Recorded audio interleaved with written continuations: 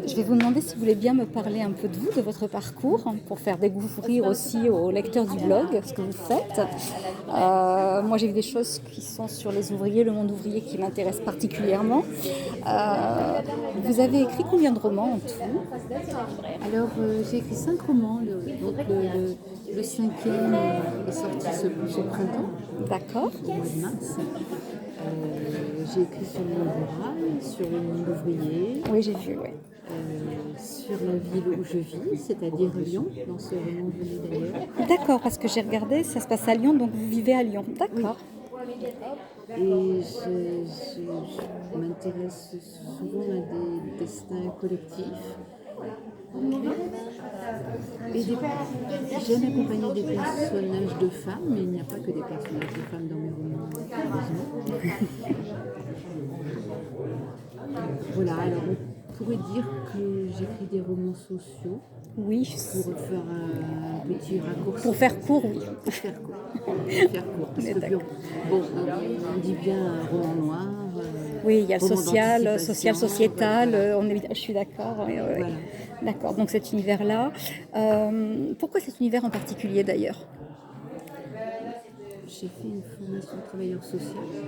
Ok, ceci expliquant cela. Par ailleurs, je pense que étant toute jeune, j'aurais aimé être journaliste. Et D'où ce regard sur la société. voilà. D'accord. Pour moi, c'est important à travers la littérature, même à travers la poésie, d'aborder des thématiques Qui vous touche. qui me Oui. touchent, qui Oui. me révoltent, que j'ai envie dont j'ai envie de partager aussi mon point de vue. Donc vous disiez vous aviez envie d'être dans le social. En fait, vous avez fait quoi professionnellement? Vous n'avez qu'écrit? Vous avez eu une activité professionnelle? Oui, j'ai fait une première formation d'assistante sociale et après d'éducatrice. D'accord, donc on reste dans le monde du social. J'ai un cousin qui est éducateur spé, ma fille travaille dans le social, donc c'est un univers que je connais assez bien et évidemment qui me parle. Et donc, je m'intéresse beaucoup aux gens, à leur histoire.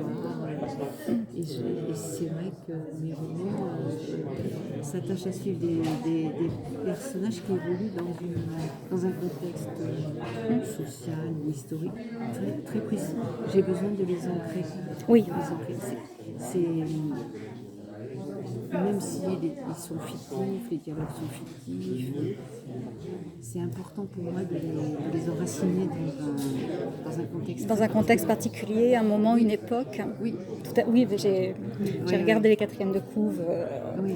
ce matin, donc oui, j'ai vu ça. Et C'est un jour j'écrirai des romans totalement fictifs, avec dans des lieux imaginaires, enfin des lieux que je ne nommerai pas.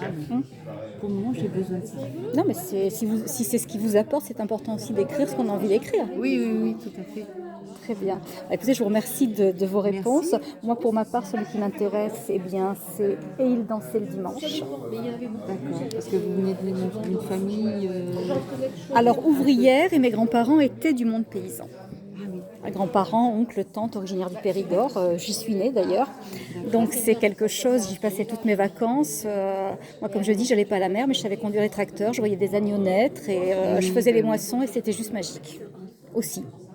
Et mon grand-père, le père de papa, qui était l'homme de ma vie, que je suivais partout, qui m'apprenait à reconnaître les chants de tous les oiseaux quand on était en forêt, les plantes et tout. Et ça, c'est une expérience que je rêverais de ça pour tous les enfants. Quelle chance. Enfin, voilà, parce que pour moi, c'est un non-sens. On n'a pas besoin d'imposer des choses comme ça devrait se faire automatiquement. Et parallèlement à ça, vous êtes devenue une grande lectrice. Depuis que je sais lire, je suis tombée dedans dès que j'ai su lire. Et mon rêve, quand j'étais petite, je rêvais d'être malade parce que je suis d'une famille très modeste et on ne m'achetait des livres que quand j'étais malade. Parce que c'était un coup.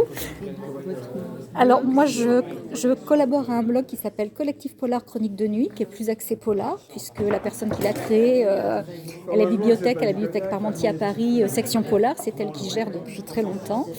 Et elle a voulu un blog participatif avec plein de blogueuses, un terme que je déteste. Voilà. Moi je ne me détermine pas comme ça, je suis déjà un électron libre, donc je collabore avec elle, mais pas qu'avec elle. Et puis je me définis comme un virus littéraire sur ma page Facebook, parce que j'estime que quand j'ai fait une chronique, si j'arrive à contaminer une personne, j'ai fait le job. Voilà. Bon, il y a toujours toujours de l'humour. De toute façon, assez décalé parce que je fonctionne comme ça. Ça m'a beaucoup sauvé dans le monde de l'entreprise, l'humour, hein, quand même. Pas toujours fait rire tout le monde, mais ça aide beaucoup. Ouais. Alors, puisque Alors, ça, c'est celui-là, mais je vais c'est- quand même prendre celui-là. Mais celui-là, parce que ça, c'est la vie de mon père. Hein. Mon père a travaillé à la SNCF, il faisait les 3-8. alors ça, c'est des lignes de production de soie, Oui, à de Lyon. soie artificielle. Oui. Mais enfin, bon, il y a Moi, il y j'ai a l'ambiance de la cité ouvrière. tout à fait. Puis bon, moi, c'est une période sur laquelle j'ai lu, enfin plus anciennement, où on faisait travailler dans les soyeux, les enfants travaillaient, enfin, comme dans le Nord, avec les mines. Hein, Et oui. voilà. Donc, je suis, voilà, mon côté révolté. Les injustices, toujours. Alors, votre prénom? C'est Sylvie.